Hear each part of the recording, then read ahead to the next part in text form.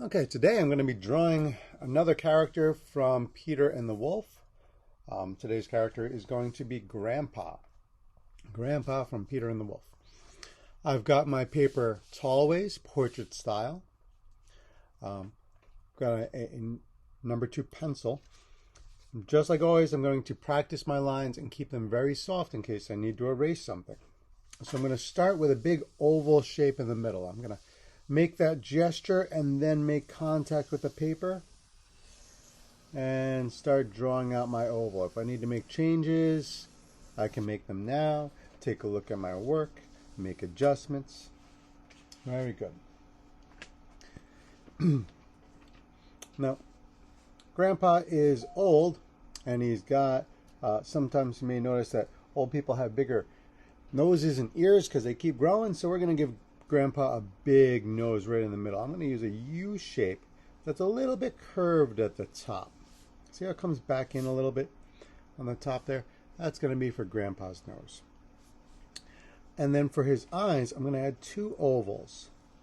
One right above each side of the nose. See, it's right over the edge. Not too close in the middle, not too far out. On the inside of each of those ovals, I'm going to add a smaller oval for his pupil.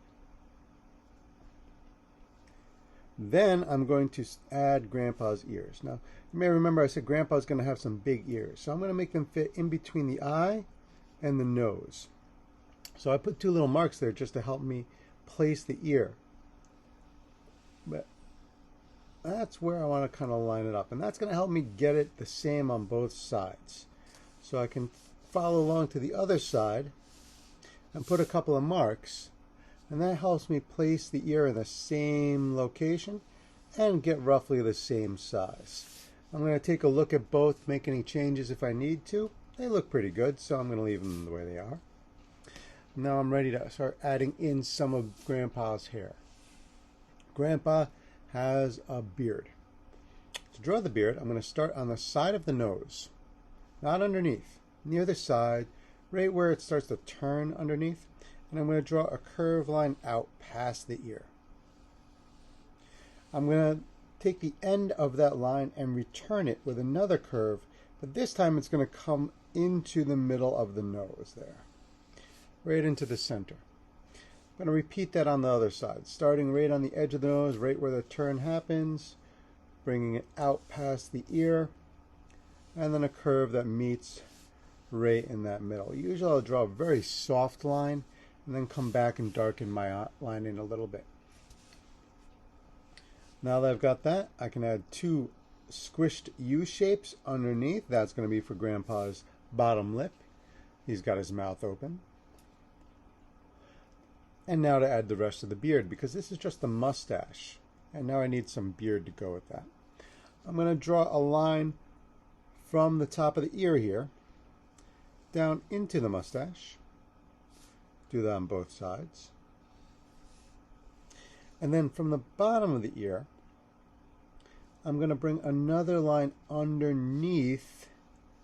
So I'm going to follow that, skip underneath the mustache, just to below the nose, right in the middle. I'm going to bring that out from the other side as well. So I'm drawing a beard that's going to cover up Grandpa's chin here. Now, sometimes I save my erasing to the end, but you might find it easier to do a little bit of erasing as you go so we don't get too confused with all the lines. So I'm going to erase the parts of Grandpa's head that got covered up by his mustache and his beard that I can't see anymore. So now I'm left with just those lines. I can come back and add a little bit of texture later on, but I want to get the other things in place first. Grandpa's going to have a little bit of bushy hair on the side of his head, so I'm going to add a bumpy line over on each side. I'm going to leave the top of Grandpa's head bald. If you want to add hair, you can, but I'm going to leave it bald. And then one other piece of hair that Grandpa's going to need are some big bushy eyebrows. What I do first is I'll draw a shape for the eyebrows. So I've got a nice rectangular shape, a nice thick rectangle. And then I'll come back and add some details in if I need to after that. Just a couple more lines before I start adding some details. I'm going to show that Grandpa has a body. Most of it won't fit on my page. So what I'm going to do is start a line from the corner of the ear and the head where that meets, and just draw a curved line out to the edge of the page. If you drew your head a little bit smaller, you might need to draw the rest of Grandpa's body. But since his shoulders go off the page, I'm just going to leave a curve just like that for Grandpa. Now that I've got all of my things in place, I can add some more details. Maybe I'll add a curve on the inside of the ear and a little bump to show the folds of the flesh inside the ear. See, that curve matches this curve here. And then a little bump inside there. Shows he's got a bit of a curve. Maybe I want to add, change the shape of the beard so it's got a little bit of a bumpy line to show that Grandpa's beard is a little scraggly, not too smooth. Maybe I'll add a little bit of some gentle zigzags on the top of the eyebrow to show how bushy they are. Those are little details I can add. I don't want to make them too zigzaggy or crazy. Just a couple is enough to let me know that it's a little fuzzier than I expected, right? Just a couple of bumps, a couple little fuzzy parts is good to share that. That's the basic drawing. Now what I can do is go through and trace my drawing and add some color.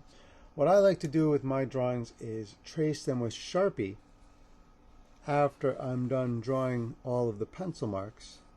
And what I'm doing as I'm tracing with Sharpie is I am keeping some of the lines, but I am not tracing every single line because I use a lot of lines when I draw. So I'm only going to trace the ones I'm going to keep.